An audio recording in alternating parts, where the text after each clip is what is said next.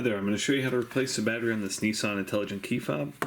Pretty straightforward process. You need a flat tip screwdriver, you need a small Phillips head screwdriver. You also need one of the replacement batteries. This takes one of the 2032s and you can get these off Amazon. They're just a few dollars in the link below. First thing you want to do is pull out your mechanical key. Second thing is remove this small Phillips head screw and set it aside so you won't lose it. Next, take your flathead screwdriver and just put it right in here.